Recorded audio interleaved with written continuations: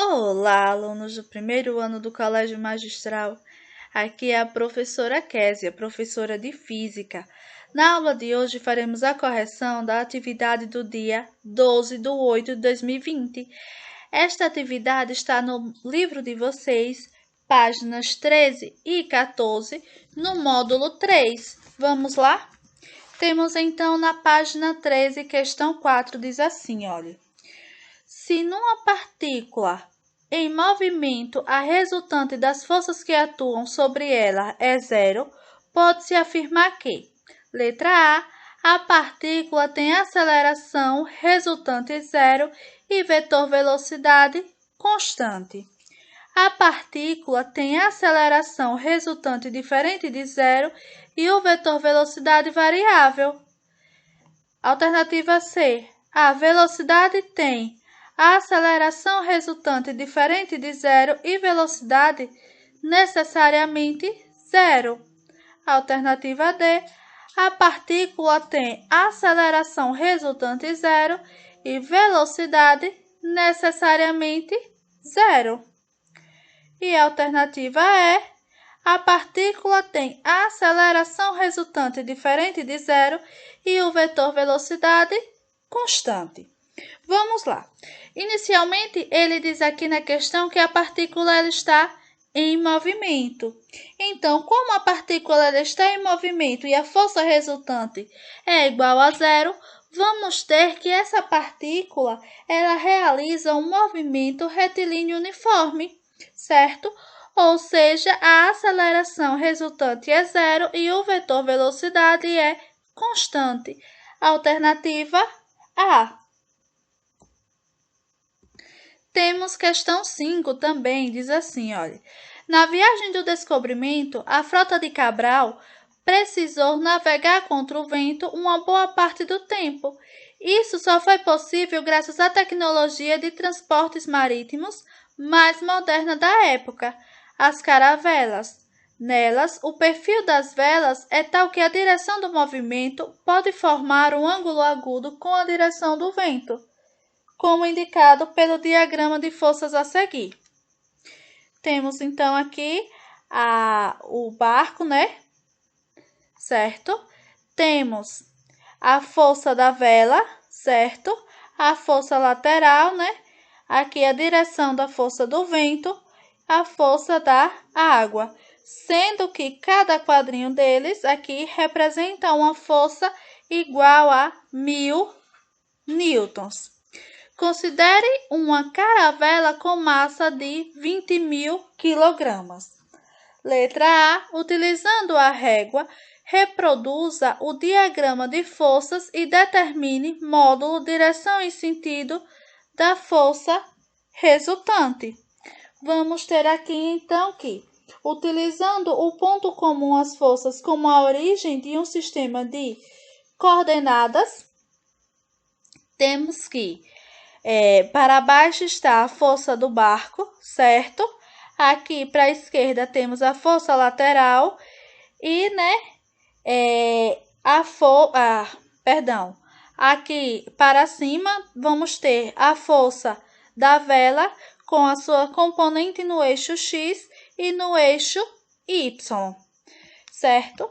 Para determinar a força resultante, vamos ter que a resultante aqui no eixo X vai ser igual a 3.000, né? Vejam que cada quadrinho desse equivale a 1000 newtons. Então, 1, 2, 3 para a direita, 1, 2, 3 para a esquerda. Então, temos 3.000 newtons para a direita, 3.000 newtons para a esquerda. 3.000 menos 3.000 é igual a 0. No eixo Y, então, a força resultante no eixo Y, aqui para cima, a gente vai ter 1, 2, 3, 4, 5. Então, 5.000 newtons. Na parte de baixo, a gente tem 1, 2, 3, 4. Então, 4.000 newtons. A força resultante no eixo Y será igual a 5.000 menos 4.000 dá 1.000 newtons. Logo, né, em módulo, a gente vai ter que a força resultante será igual à força resultante no eixo y. Portanto, força resultante igual a 1000 newtons. A gente descobriu o módulo, mas a direção e o sentido? Vamos ter que a direção da força resultante é a reta que passa, então, da popa, pela popa e proa. Já o sentido da força resultante é da popa para proa. Ele também pede, para que a gente calcule a aceleração da caravela. Sabemos o valor da massa, que é 20.000 kg, e da força resultante, certo? Que é 1000 newtons. Pelo princípio fundamental da dinâmica, segundo a lei de Newton, a gente tem que força resultante é igual a massa vezes a aceleração. Portanto, vamos ter que 1000 é igual a 20.000 vezes a aceleração, que é A. Logo, A será igual a 1000 dividido por 20.000. Temos aqui uma aceleração igual a 0,05 metros por segundo ao quadrado. Sexta questão diz assim: um corpo de 3 kg move-se sem atrito num plano horizontal, sob a ação de uma força horizontal constante de intensidade 7 newtons. No instante t0, sua velocidade é nula. No instante t1 maior que t0, a velocidade é 21 metros por segundo. Calcule o intervalo de tempo ΔT igual a t1 menos t0. Vamos ter então aqui inicialmente este corpo, certo? Com a força constante de 7 newtons está uma velocidade igual a 0. Depois, ele continua com a força de intensidade 7 newtons, porque ela é constante, mas a sua velocidade passa a ser 21 metros por segundo. Sabendo que a força resultante é igual a massa vezes a aceleração, a gente tem então que força resultante igual a 7, então 7 é igual a 3, a massa vezes a aceleração. Portanto, a aceleração será igual a 7/3 metros por segundo ao quadrado. Mas ele quer saber o intervalo de tempo.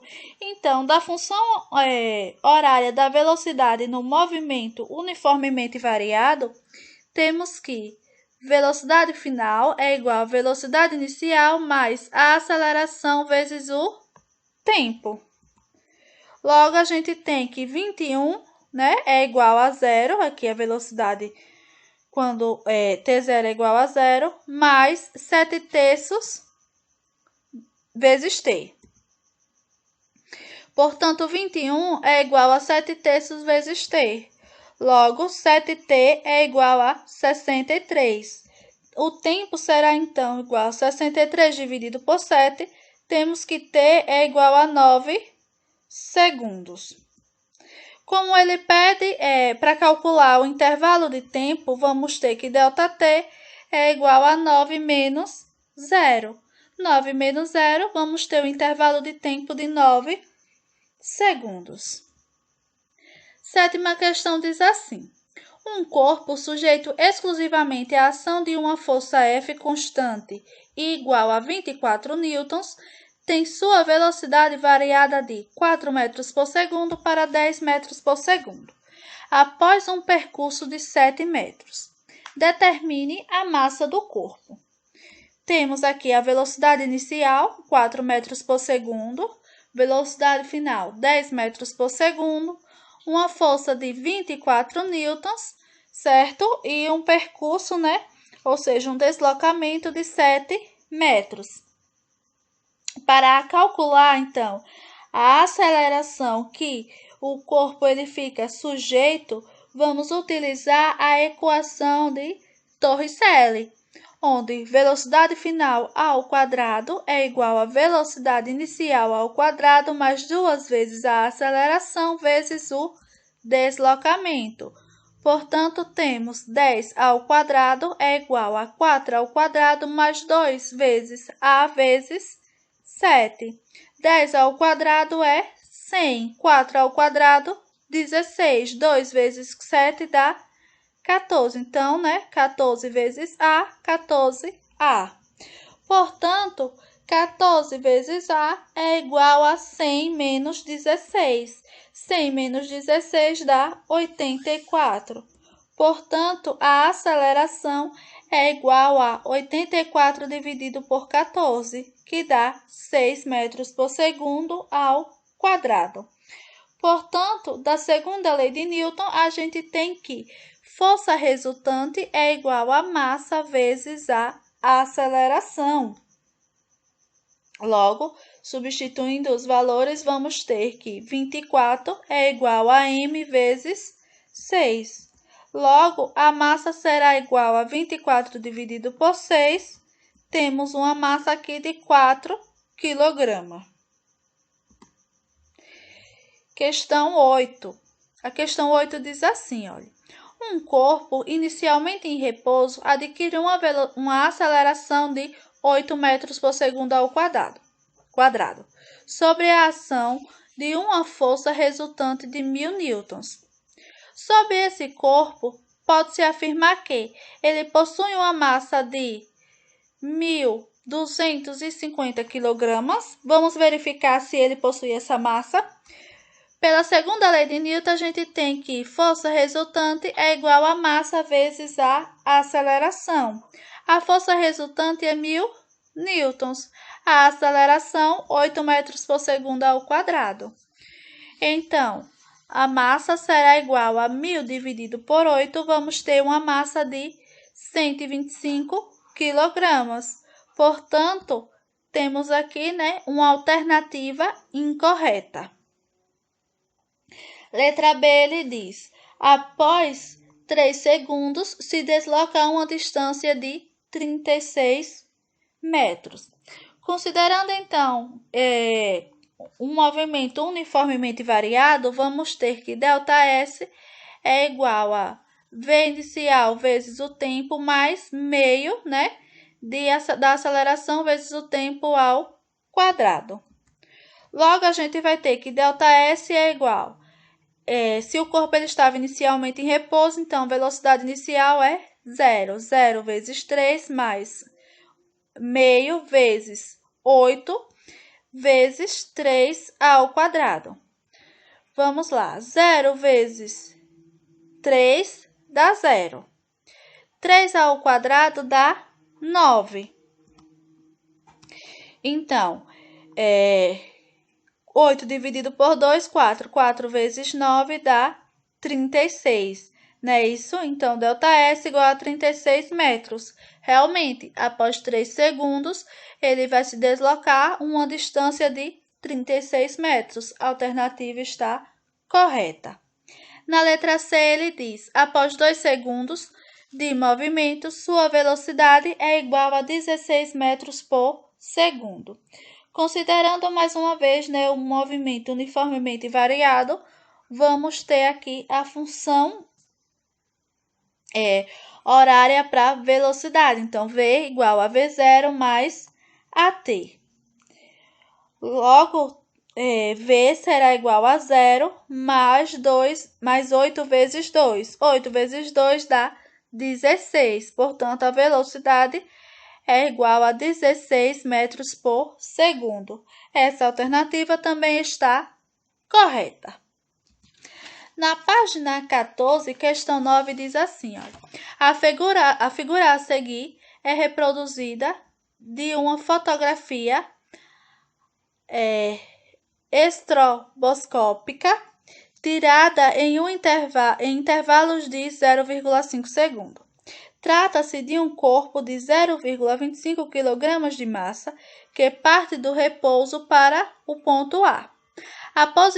As posições indicadas estão em metros. Então, temos aqui 0, 1, 4, 9 e 16 metros. Lembrando que o intervalo de tempo de um para o outro é de 0,5 segundo. Na letra A, ele manda construir o gráfico do espaço versus o tempo.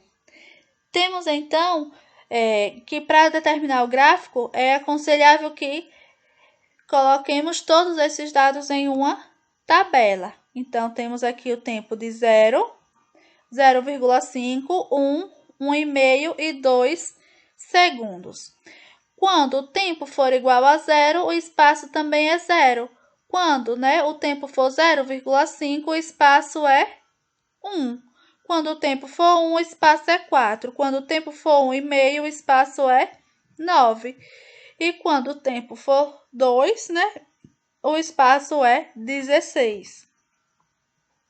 Então, temos aqui o gráfico para esse movimento, olha. Quando o tempo for 0, o espaço também é 0. Quando o tempo for meio, o espaço é 1. Quando o tempo for 1, S é 4. Quando o tempo for 1,5, S é 9. Quando o tempo for 2, S é 16. Letra B, ele diz qual a aceleração do corpo. Vamos lá. Como o gráfico da função horária da posição é uma parábola, então percebemos que este corpo ele está efetuando um movimento uniformemente variado. A função horária da posição para o movimento uniformemente variado é dado por S igual a S0 mais V0 vezes T mais meio de AT ao quadrado. Logo, temos aqui espaço final igual a 1, certo? Isso é igual a 0 mais meio vezes A vezes 0,5 ao quadrado. Lembrando que pegamos aqui, certo, a diferença entre o primeiro e o segundo ponto.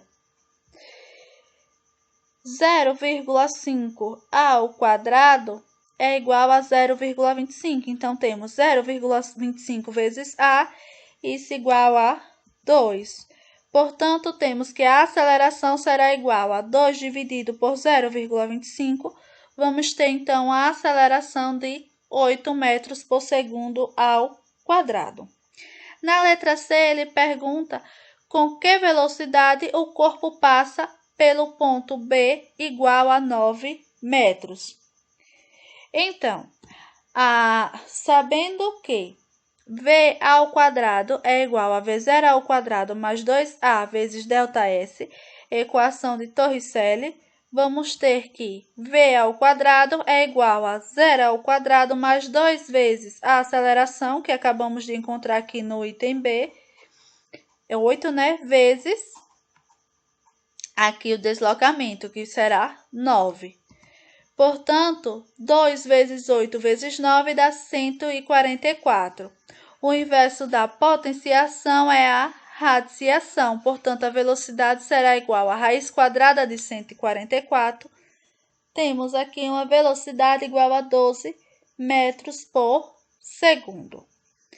Letra D, ele manda calcular a velocidade média com que o corpo se deslocou do ponto A ao ponto B. Temos que velocidade média é igual ao intervalo, ao deslocamento dividido pelo intervalo de tempo. Portanto, velocidade média será igual a 9, Fazendo aqui, olha, 9 menos 0 dá 9. Intervalo de tempo, 1,5 menos 0 dá 1,5. 9 dividido por 1,5 vai dar igual a 6. Portanto, a velocidade média é igual a 6 metros por segundo. Na letra A, ele diz, determine a força que atua sobre o corpo. Bom, a segunda lei de Newton nos diz que força resultante é igual a massa vezes a aceleração. Portanto, temos que força resultante aqui será igual a 0,25, a massa do corpo, vezes 8, que é a sua aceleração. 0,25 vezes 8 dá 2 newtons. Questão 10 diz assim, olha. Dois objetos, A e B, equilibram-se quando colocados em pratos opostos de uma balança de braços iguais. quando colocamos no mesmo prato da balança, eles equilibram um terceiro objeto C, colocando no outro prato. Suponha, então, que, sobre uma mesa horizontal, sem atrito, uma certa força imprima ao objeto A uma aceleração de 10 metros por segundo ao quadrado. Qual será a aceleração adquirida pelo objeto C quando submetida a essa mesma força? Então, aqui a gente tem a situação inicial, né? Onde MA é igual a MB, então a massa do corpo A é igual à massa do corpo B, que por sua vez será igual a M. Na segunda situação, vamos ter que a massa do corpo C é igual à massa de A mais a massa de B, ou seja, 2M. Aplicando, então, a força, vamos ter aqui a seguinte situação, certo? A força será aplicada, eu tenho, então, uma aceleração A1 para o corpo A e aqui para o corpo C, certo? Vamos ter uma aceleração A2. Então, aqui eu tenho corpo A, certo? E o corpo C. Aqui o corpinho A, só para identificar. E aqui o corpo C. Temos ainda aqui, a força aqui no corpo A será igual à massa de A vezes a aceleração 1. Logo, né, vamos ter que essa força será igual a 10 metros. Lembrando que a aceleração é igual a 10 metros por segundo ao quadrado. 10 metros não, 10 vezes a massa, perdão. Para o corpo C, vamos ter que a força será igual à massa do corpo C vezes a aceleração 2. Logo, vamos ter o seguinte, a massa do corpo C é igual a 2m vezes a aceleração 2. Fazendo, então, a equação 1 igual à equação 2, vamos ter que 10m é igual a 2m vezes a aceleração 2. Temos m de um lado, m do outro, podemos simplificar. Logo, 2 vezes a aceleração 2 será igual a 10. Logo, a 2 será igual a 10 dividido por 2, vamos ter uma aceleração de 5 metros por segundo ao quadrado. Questão 11 diz assim, olha, numa freada brusca, um automóvel de 1.000 kg que estava com a velocidade de 54 km por hora para em 3 segundos. Supondo que a força resultante sobre o automóvel durante a freada seja constante, calcule o módulo dessa força. Temos aqui uma velocidade de 54 km por hora. 54 km por hora é igual a 15 metros por segundo. Temos também que quando ele parou, a sua velocidade final foi igual a 0, no intervalo de tempo de 3 segundos, sendo a massa desse automóvel igual a 1.000 kg, temos que velocidade final é igual à velocidade inicial mais a aceleração vezes o tempo. Temos aqui um movimento uniformemente variado.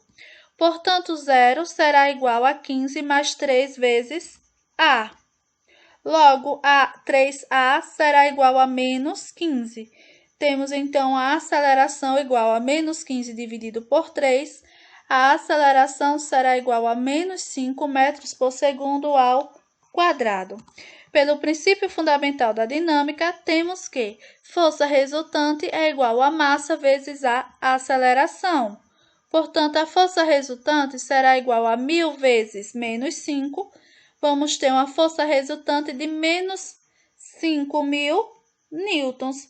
Como a questão pede em módulo vamos ter força resultante igual a 5.000 newtons. Por fim, temos questão 12, que diz assim, olha, a figura representa vista de cima, uma mesa horizontal onde um corpo desliza sem atrito. O trecho AB é percorrido em 10 segundos, com velocidade constante de 3 metros por segundo. Ao atingir o ponto B, aplica-se ao corpo uma força horizontal de módulo e direção constante perpendicular a B, que produz uma aceleração de 0,4 metros por segundo ao quadrado. Decorrido outros 10 segundos, o corpo encontra-se num ponto C quando a força cessa. O corpo move-se por mais 10 segundos até o ponto D. Faça um esboço da trajetória ABCD.